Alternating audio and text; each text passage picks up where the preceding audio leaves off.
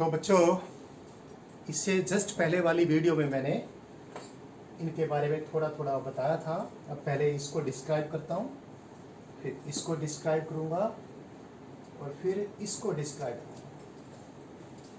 जितना भी अभी शुरुआत में मैं इनके बारे में बता सकता हूँ बताऊँगा, और फिर जैसे मैंने थोड़ी देर पहले बताया, इनकी डिटेल जानी शुरू हो जाएंगी।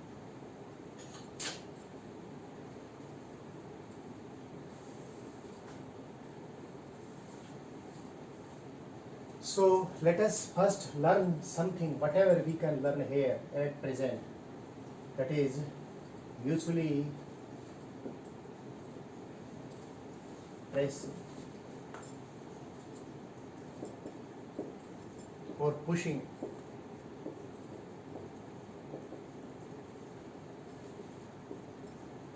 action, reaction, contact force। इसके बारे में बात करें। इसको समझाने के लिए समझ धीरे धीरे अच्छी होती जाएगी, अभी शुरुआती दौर है। मैंने दो बॉडीज कंसीडर की, इसको दो बॉडीज एक दूसरे के साथ एक दूसरे के इतना करीब हैं, जैसे थोड़ी देर पहले मैंने बताया था कि एक दूसरे के एटम्स एक दूसरे के इतना करीब आ गए कि एटमों का चार्ज डिस्ट्रीब्यूशन एक बॉडी ने दूसरी बॉडी के एटमों के चार्ज डिस्ट्रीब्यूशन को अफेक्ट कर दिया। चार्जों का रीअरेंजमेंट होगा, एक दूसरे का टच महसूस करते हैं और इस दौरान एक दूसरे को वो फोर्स लगाते हैं। ये बॉडी इस पे दबाने का फोर्स लगाएगी, ये इस पे दबाने का फोर्स लगाएगी। इसको मैंने डिस्क्राइब करना है। तो भैया सपोज ये बॉडी कोई 1 है, इसको नाम दे दूँ 2। तुम कहोगे जी मैंने इसको टेढ़ा क्यों दिखा दिया? क्योंकि अक्सर मैंने ये देखा है, अगर मैं इसको ऐसे दिखा देता हूँ तो बच्चे सोचते हैं तो हॉरिजॉन्टल सरफेस है दोनों के बीच में कांटेक्ट का, इसको बोलूँगा सरफेस ऑफ कांटेक्ट। जो बॉडीज एक दूसरे के टच में आ जाएगी, एक दूसरे से छूने लगेगी, तो दोनों के बीच एक वेल डिफाइंड सरफेस बनेगा जिसको कांटेक्ट सरफेस कहेंगे। तो ये वेल डिफाइंड कांटेक्ट सरफेस दोनों बॉडीज के बीच जो है, जरूरी नहीं है हॉरिजॉन्टल हो, जरूरी नहीं है वर्टिकल हो। एक बॉडी ये है और दूसरी बॉडी ये है, कैसे भी हो सकता है। इसलिए कैसे भी मैंने एक चित्र बना दिया। बॉडी 1 ने बॉडी 2 को दबाया। मैं दबाने वाले बल की बात कर रहा हूं बच्चों। एक पेन ये है बच्चों और एक कोई बॉडी ये है, तो खींचने के लिए तो बीच में या तो रस्सी, मैं छू कर लगने वाले बल बता रहा हूं, दूर से लगने वाले बल नहीं। छू कर तो भैया कितने तरीके से छुएंगी, या तो यूं छुएंगी, ये छुएंगी तो छू कर तो इसको इधर दबाएगी, इसको इधर दबाएगी। खींचने के लिए तो बीच में या तो रस्सी चाहिए, स्प्रिंग चाहिए, वो बताऊंगा ही। तो छू के लगाने वाले बल को मैं कौन से वाला, प्रेस करके लगाने वाले बल की, यानी बीच में कोई रस्सी की जरूरत नहीं है, बीच में स्प्रिंग की जरूरत नहीं है। ये मारा इस बॉडी ने, इसको इधर मार दिया भाई, और इसने चीख पुकार भी की, इसको थोड़ा ये मारा इसने इसको इधर मारा, ऐसे मार दिया भाई, ऐसे। थोड़ा और टेढ़ा दिखा देता। इस लाइन के लॉन्ग सपोज ये एक दूसरे पर एक्शन कर रहे हैं। बॉडी 1 ने, ये बॉडी 1, ये बॉडी 2, बॉडी 1 ने बॉडी 2 को इधर दबा डाला। अब आपके मन में बहुत सारे प्रश्न उठने चाहिए जब मैं इस प्रकार की बात करूंगा कि अपने आप कैसे दबा सकती है। बिल्कुल ठीक है, अगर ऐसा प्रश्न आपके दिमाग में, अब तो मैं कंटिन्यूसली बोल रहा हूँ, सोचने के लिए मौका देता तो आप जरूर सोच लेते। आपकी तरफ से मैं ही बोल रहा हूँ बच्चों, नेचुरल सी बात है, ये बॉडी इसको अपने आप नहीं दबाएगी। और कोई ना कोई एक्सटर्नल, इन दो बॉडीज के अलावा भी बाहर से कोई बॉडी होगी जो इन दो बॉडीज को एक दूसरे को दबाने के लिए बाध्य करेगी। There will be some external agent जो इन दोनों के अलावा कोई और होगा जो इन दो बॉडीज को दबाने के लिए प्रेरित करेगा या एक दूसरे को दबाने के लिए बाध्य करेगा। वो कहाँ है, कौन है, उसकी चर्चा अभी नहीं कर रहा हूँ, वो भी धीरे धीरे देखना, सब आपको स्पष्ट होती चली जाएंगी। दो दो बॉडीज करके समझ लें, कई कई करके भी समझ जाएंगे। तो 1 ने 2 को दबाया इधर, इस फोर्स को मैं नाम दे देता हूं बच्चों F।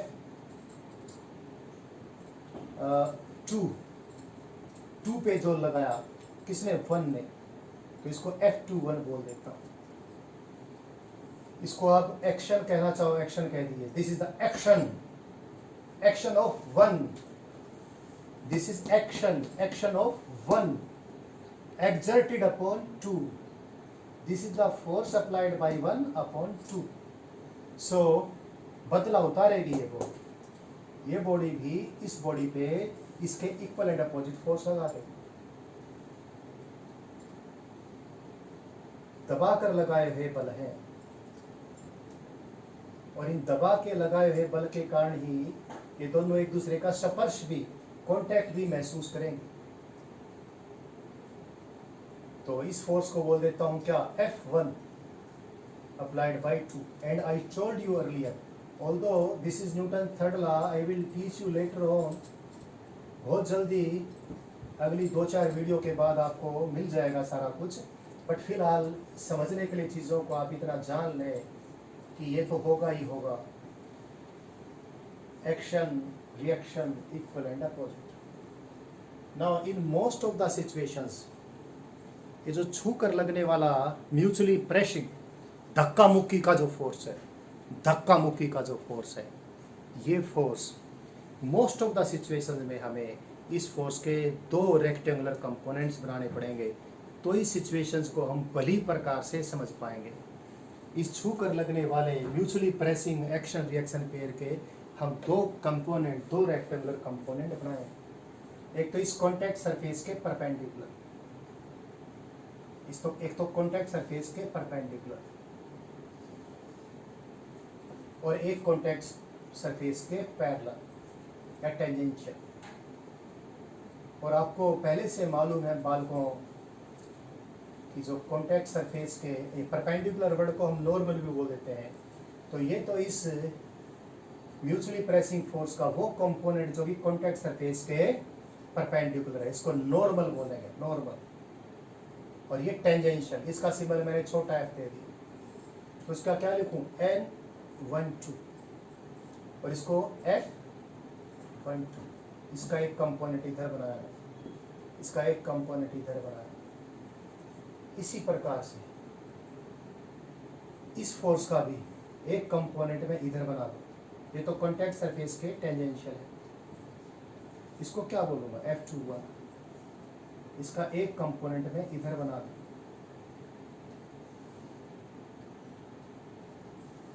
क्या बोल दूं इसको बोल दूं N21। तो ये जो फोर्स है, ये जो एक्शन रिएक्शन पेयर है, यानी एक्शन रिएक्शन पेयर का वो कंपोनेंट जो कि कॉन्टैक्ट सरफेस के नॉर्मल है, इसको नॉर्मल एक्शन रिएक्शन पेयर कहेंगे। कई बार एक इनमें से एक ही की जरूरत रहती है, दूसरे की हमें जरूरत नहीं होती है, तो उसको अक्सर हम नॉर्मल रिएक्शन बोल देते हैं। और यहाँ थोड़ा कन्फ्यूजन हो जाता है, बच्चा अगर ठीक से नई चीज़ों को लर्न करता है तो ये सोच देता है नॉर्मल रिएक्शन ही लगती है जी। अरे नॉर्मल रिएक्शन नहीं, नॉर्मल एक्शन भी लग रही है।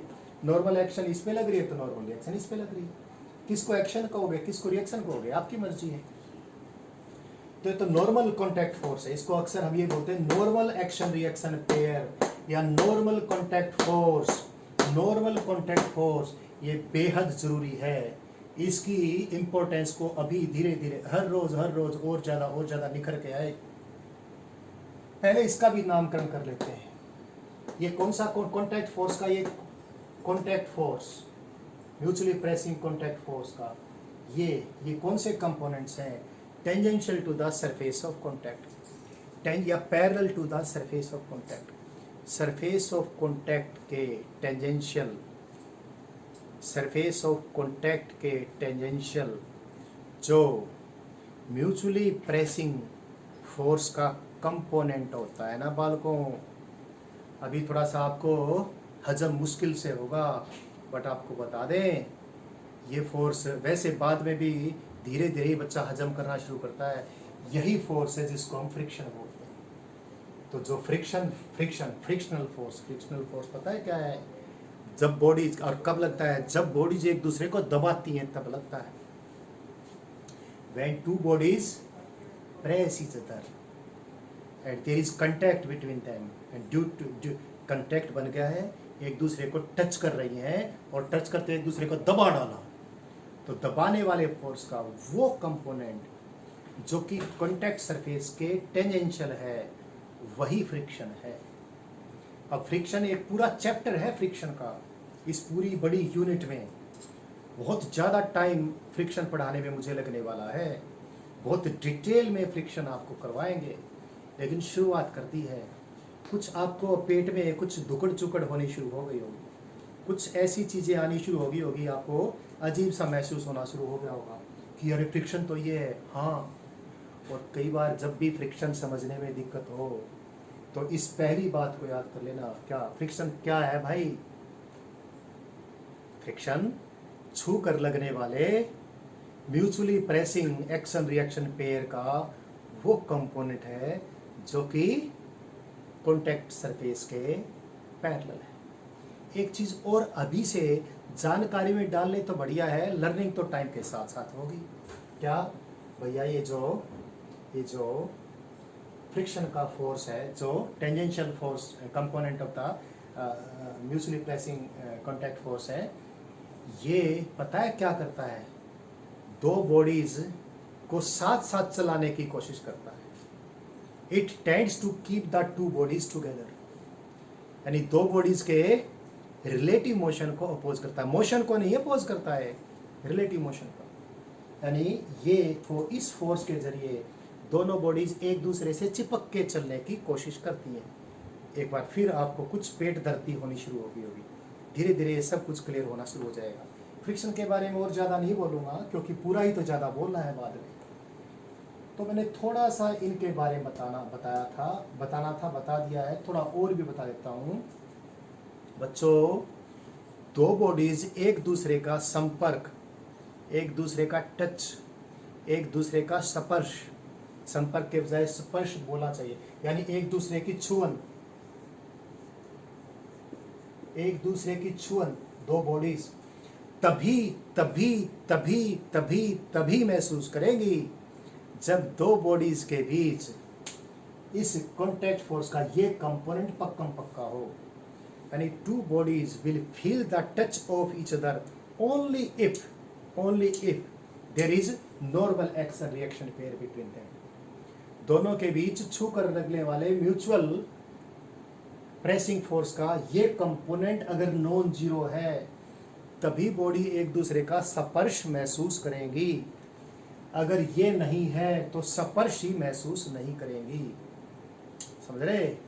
और भैया ऐसा कई बार होगा कि ये तो नहीं होगा, कॉन्टैक्ट फोर्स का ऐसा कोई कंपोनेंट नहीं होगा जो कि सरफेस ऑफ कॉन्टैक्ट के टेंजेंशियल होगा। क्यों? क्योंकि दो बॉडीज पहले से एक दूसरे से चिपकी हुई हैं और उनके बीच में कोई टेंडेंसी है ही नहीं एक दूसरे से अलग अलग होने की। धीरे धीरे चीज़ें क्लियर हो जाएंगी आपको, लेकिन शुरू से ही इस दिमाग में डाल के चलें। ऐसा बहुत बार होगा कि there will be no tangential mutually pressing contact force, या म्यूचुअली प्रेसिंग कॉन्टैक्ट फोर्स का ऐसा कोई कंपोनेंट नहीं होगा जो कि सरफेस ऑफ कॉन्टैक्ट के टेंजेंशियल होगा, यानी दो बॉडीज के बीच में कोई फ्रिक्शन नहीं होगा। ऐसा बहुत बार होगा, लेकिन तब भी क्या जरूर होगा? ये जरूर होगा अगर उनके बीच में कॉन्टैक्ट है तो। And if the two bodies are in contact with each other, that is they feel the touch of each other, then it is necessary that there must be some non-zero mutually pressing contact force perpendicular to the surface of contact। तो ये पहले होगा, ये होगा या ना होगा depend करेगा कि ये होगा या ना होगा। यही बोलना बेहतर है, कब होगा कब नहीं होगा, कितना होगा, ये सारा कुछ धीरे धीरे लर्निंग में आ जाएगा। फिलहाल इस बात को पक्का करके चले, कॉन्टैक्ट तभी होगा जब ये जरूर है, या उल्टी बात भी, अगर म्यूचुअली प्रेसिंग फोर्स का कोई कंपोनेंट सरफेस ऑफ कॉन्टैक्ट के परपेंडिकुलर नहीं है तो टच है ही नहीं, एक दूसरे की छुअन महसूस करेंगे ही नहीं। फिलहाल इतना ही काफ़ी है, धीरे धीरे देखना आपकी लर्निंग होती चली जाएगी। अभी अगली बात करते हैं बच्चों। मैंने mutually pressing action reaction pair के बारे में अभी ही बहुत कुछ बताया जा सकता है, लेकिन एक एक स्टेप करके आगे बढ़ेंगे, थोड़ी थोड़ी चीज़ शुरू में सीख जाएं, धीरे धीरे हमारी गाड़ी और रफ्तार, लर्निंग की गाड़ी और रफ्तार पकड़ती जाए। आगे बताऊंगा मैं अभी क्या, कौन से कॉन्टैक्ट फोर्स को बताऊंगा जो बॉडीज, एक बॉडी दूसरी बॉडी पर खींचने वाला कॉन्टैक्ट फोर्स लगाएंगे, रस्सी के जरिए खींचेंगे, एक दूसरे को स्ट्रिंग के जरिए खींचेंगे, किसी तार के जरिए खींचेंगे। तो म्यूचुअली पुलिंग, बार बार मैं म्यूचुअल वर्ड यूज किया हूँ क्योंकि जब भी कोई फोर्स एक बॉडी किसी दूसरी बॉडी पे लगाएगी तो दूसरी बॉडी भी पहली बॉडी पे लगाएगी। फोर्सेस एक्शन रिएक्शन पेयर में ही लगते हैं। म्यूचुअली पुलिंग से पहले भी देता हूँ, force of tension acting through a string. इसको मैं आपको अभी समझाता हूँ। मेरे को ये डाउट रहेगा लगातार टाइम का।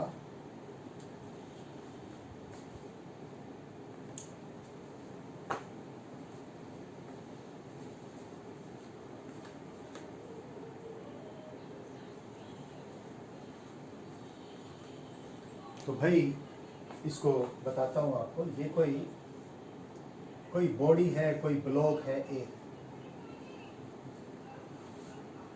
तो ये कोई दूसरी बॉडी है B. They are connected together, they are touching each other, not उस प्रकार से जिस प्रकार से बताया कि इस रस्सी के जरिए दोनों को बांध रखा है, कोई स्ट्रिंग के जरिए उन्हें बांध रखा है। तो ये बॉडी इसको खींचती है और बदले में ये इसको खींचती है। कैसे खींचती है? इस रस्सी के जरिए। रस्सी को थोड़ा ज़्यादा ही मोटा दिखा दिया मैंने, उसके पीछे कुछ कारण था, वो अभी बाद में दिखा दूंगा, वापिस इसको पतला दिखा देता हूँ। तो यहाँ पर भी एक बात आपके दिमाग में आ गई होगी, और अब लाइव क्लास होती तो आप मेरे से पूछते। अब लाइव क्लास नहीं है तो आप लोग नहीं पूछ सकने की पोजीशन में मैं ही आपकी तरफ से पूछ के मैं ही आपको सारा डिस्क्राइब कर देता हूँ। दो बॉडीज़ ऐसी रखी हैं, लिविंग बॉडीज़ नहीं हैं। लिविंग बॉडीज़ में तो बहुत सारी बातें होती हैं, पैरों के जरिए ग्राउंड को धकेल के कुछ भी करवा लेते हैं हम। ये कोई ब्लॉक है और ये कोई ब्लॉक है, बीच में रस्सी जुड़ी हुई है, तो ये ब्लॉक अपने आप से इसको नहीं खींच सकता है। कुछ एक्सटर्नल एजेंट होंगे जो इसको उधर खींचेगा, उसको इधर खींचेगा, फिर दोनों एक दूसरे को इस रस्सी के जरिए खींचेंगे। वो एक्सटर्नल एजेंट को मैं यहाँ भी नहीं दिखा रहा हूँ। जैसे जैसे लर्निंग बढ़ती जाएगी वो तमाम एक्सटर्नल एजेंट भी आपके सामने हाजिर होते जाएंगे। फिलहाल इन दो बॉडीज को ही आपस में फोकस कर लें, दो की लर्निंग कर लें, कईयों की लर्निंग भी होती चली जाएगी बालकों। ये बॉडी इस रस्सी के जरिए इस बॉडी को इधर खींचती है किसी फोर्स से।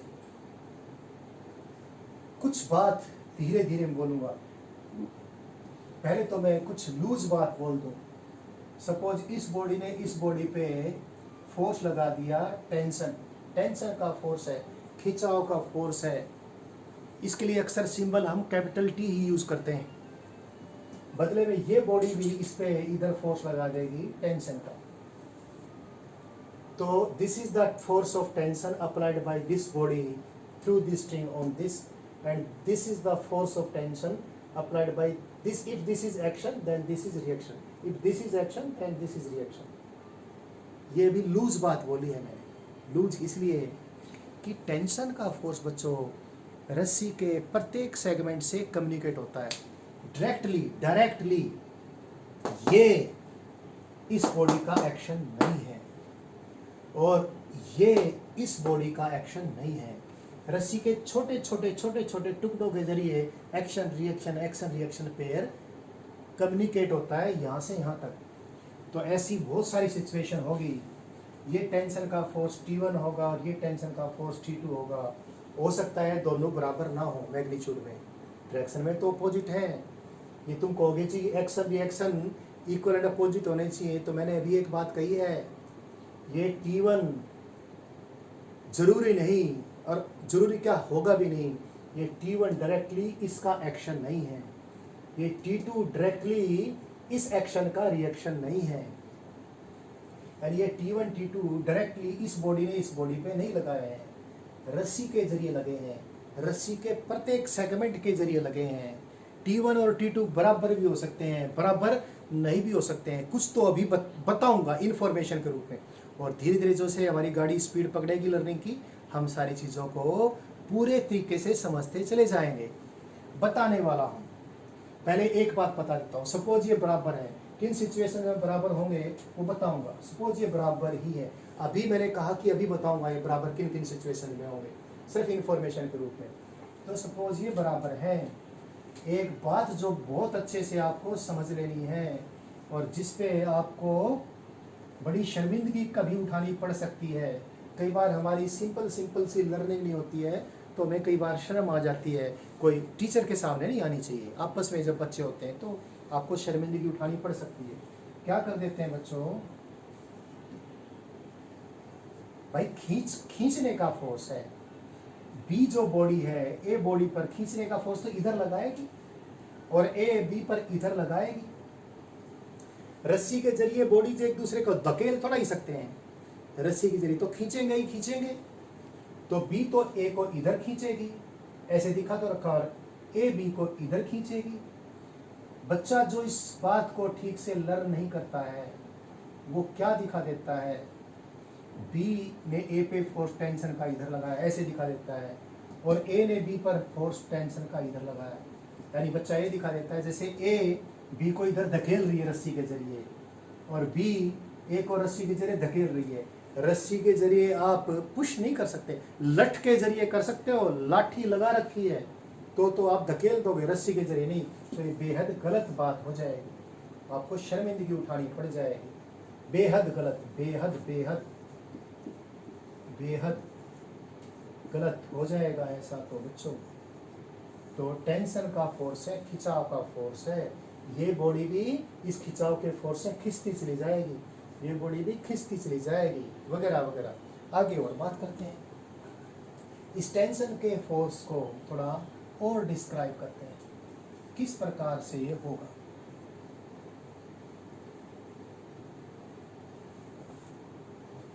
ये बच्चों, अब रस्सी को थोड़ी मोटी दिखाऊंगा मैं, कैसे होगा, किस प्रकार से होगा, कब बराबर होगा सब जगह, कब अलग अलग होगा और कितना अलग अलग होगा, ये पूरी लर्निंग स्टेप बाय स्टेप हमारी होती जाएगी। अभी तो सिर्फ एक थोड़ी सूचना है, कुछ इन्फॉर्मेशन है, कुछ सिर्फ इंट्रोडक्शन है। तो ऐसा करें बच्चों, जो रस्सी थी समझाने के लिए, एक तो रस्सी को कुछ मोटी दिखा देता हूँ।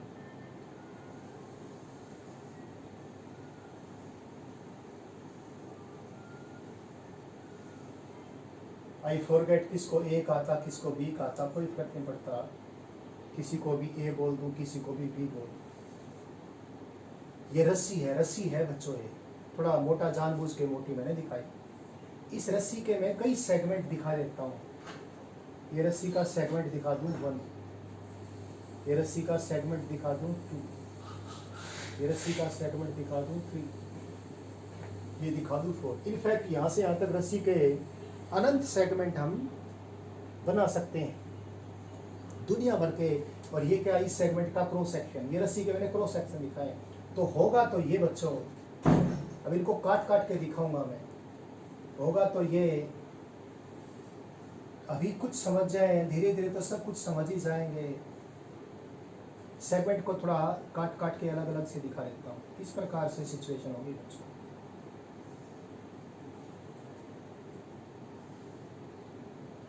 कोशिश करना अभी समझने की, और सचमुच ही कोशिश करना बहुत अच्छे से। एक बार समझ में ना आए वीडियो रिपीट में देख लेना, बहुत ज़रूरी है। आगे विस्तार से पूरे तरीके से तभी समझ पाओगे जब यहाँ से समझने की आप सीरियस शुरुआत कर सको। सेगमेंट को बीच में थोड़ा कटा हुआ दिखा दिया मैंने, 1 2 3 4 होगा। ये जो एक्सटर्नल एजेंट है दोनों साइड में मैंने नहीं दिखाया, ये ब्लॉक भी रस्सी के इस सेगमेंट को इधर खींचेगा और सेगमेंट नंबर 1 ब्लॉक बी को इधर खींचेगा। ये एक्शन रिएक्शन पेयर है। सपोज इसको मैंने T1 नाम दे दिया, तो T1 is the force of खिंचाव, force of tension applied by the segment 1 on body B। ये एक्शन रिएक्शन पेयर है, इक्वल एंड अपोजिट है ही है। अब सेगमेंट 1 जो कि आगे खिंच गया है इस फोर्स से, ये रस्सी के साथ यहाँ पर जुड़ा हुआ है, तो ये सेगमेंट इसको झटका मारेगा इधर T2 फोर्स से सेगमेंट 2 पर। तो बदले में सेगमेंट 2 भी 1 पे झटका मारेगा। ये एक्शन है तो ये रिएक्शन है, अगर ये एक्शन है तो ये रिएक्शन है, ये इक्वल एंड अपोजिट है। सिमिलरली अब सेगमेंट 2 इधर खींचा जा रहा है, ये जुड़ा हुआ है यहाँ पर सेगमेंट 2, यहाँ पर किससे, सेगमेंट 3 से, और यहाँ से यहाँ तक इनफाइनाइट नंबर ऑफ सेगमेंट्स है।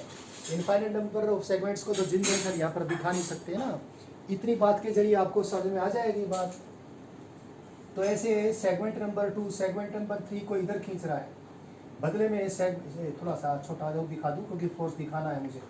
तो सेगमेंट 2 ने सेगमेंट 3 को इधर खींचा, तो सेगमेंट 3 ने बदले में रिएक्शन में इधर खींच लिया, इसको बोल दिया मैंने T3। सिमिलरली सेगमेंट 3 इधर खींचा जा रहा है इस फोर्स के कारण, इसके साथ जुड़ा हुआ था यहाँ पर सेगमेंट 4, 3 ने सेगमेंट 4 को इधर खींच लिया, एक्शन एक्शन, 4 ने 3 पे कर दिया रिएक्शन, इसको बोल दिया मैंने T4। और जो 4 नंबर का सेगमेंट है इधर खींचा गया इस फोर्स से, इसके साथ यहाँ पर जुड़ा हुआ था ब्लॉक है, इसने ब्लॉक को इधर खींच डाला, एक्शन, बदले में ब्लॉक ने भी इस सेगमेंट पे रिएक्शन लगा दिया T5। इस प्रकार से देखो मैंने क्या कहा था, ये T दिखा दूं और ये T दिखा दूं, तो ये T इस T की रिएक्शन नहीं थी, एक्चुअली ये T5 फोर्स है और ये T10 फोर्स है, ये T1 इसकी रिएक्शन नहीं है, ना ही ये इसकी रिएक्शन है, इसलिए ये मैग्नीट्यूड में बराबर नहीं है। हो भी सकते हैं, नहीं भी हो सकते हैं, सिचुएशन पे डिपेंड करेगा, उस सिचुएशन की भी मैं चर्चा करने वाला हूँ। ये T5 किसकी रिएक्शन है, किसकी, सेगमेंट 4 की, सॉरी T5 सेगमेंट 4 का एक्शन है ब्लॉक ए पर। किसी को भी एक्शन किसी को भी एक्शन बोल सकता हूँ, वैसे मैं जिस ढंग से मैंने बात की शुरुआत की है उस प्रकार से बोल रहा हूँ। तो इसलिए T5, ये वाला T5, ये कितना छोटा काट के दिखाऊं, कई बार समस्या आ जाती है, इस ब्लॉक को थोड़ा छोटा दिखा देता हूँ। T5 लिख दिया, ये T5 तो एक्शन रस्सी का, रस्सी के इस सेगमेंट का, और ये T5 रिएक्शन किसका, ब्लॉक का, किस पे, रस्सी के इस सेगमेंट पे। इस प्रकार से टेंशन का फोर्स, खिंचाव का फोर्स रस्सी के जरिए, स्ट्रिंग के जरिए एक बॉडी से दूसरी बॉडी में कम्युनिकेट होता चला जाएगा। अब कुछ बातें हैं जो आपने सूचना के रूप में अपने दिमाग में डाल लेनी है, याद नहीं भी रहेगी, कोनो बात ना है, धीरे धीरे लर्न हो जाएंगी, बट एक बार शुरुआत तो करें। ये सारे टेंशन के फोर्स बराबर होंगे यदि, सबसे पहली बात तो कि ये रस्सी नेग्लिजिबली स्मॉल मास की है, जिसको लाइट स्ट्रिंग बोलते हैं, हल्की रस्सी बोलते हैं, मासलेस शब्द भी यूज़ कर देते हैं। हालांकि मासलेस करके कोई चीज़ होती नहीं है, कोई पार्टिकल या कोई रस्सी या कोई मेटेरियल ऑब्जेक्ट होता नहीं है, बट औरों के कंपैरिजन में नेग्लिजिबली स्मॉल है तो लाइट या मासलेस बोल देते हैं। अगर इस रस्सी का मास नेग्लिजिबली स्मॉल है, जिसको अक्सर हम मासलेस स्ट्रिंग बोलेंगे, या थोड़ा अच्छा शब्द यूज करें तो लाइट स्ट्रिंग बोलेंगे, और इनएक्सटेंसिबल है, यानी ये खींचती नहीं है, ना तो खींचती है, दबेगी तो ढीली हो जाएगी, फिर तो टेंशन होगा ही इसमें। अगर ये इनएक्सटेंसिबल, इसकी लंबाई बढ़ती नहीं है, तो इनएक्सटेंसिबल है और लाइट स्ट्रिंग है, इनएक्सटेंसिबल है और लाइट स्ट्रिंग है, और बीच में किसी ऐसे सरफेस पे से पास नहीं होती जिस सरफेस और इस रस्सी के बीच में कोई फ्रिक्शन हो, और बीच में कोई ऐसी बॉडी नहीं है जो बॉडी रस्सी के इधर उधर चलने से रोटेट हो, यानी बीच रस्सी के यहाँ से यहाँ तक बीच में कोई रोटेशन नहीं, ना ही कोई फ्रिक्शन है कहीं किसी सरफेस के ऊपर से ऐसे सरफेस पे पास नहीं हो रही जिस सरफेस के ऊपर ये घिसड़ के चले तो फ्रिक्शन हो जाए। तो ना तो किसी ऐसे सरफेस से पास हो रही जिस सरफेस और इसके बीच में फ्रिक्शन हो, ना ही इसका कोई मास है, ना ही ये इनएक्सटेंसिबल है। तो आप देखोगे सब जगह टेंशन सेम होगा। तुम कहोगे जी कैसे, तो मैं क्या कहूँगा, देखना धीरे धीरे आगे इसको लर्न कर लोगे, फिलहाल तो ओनली इन्फॉर्मेशन है।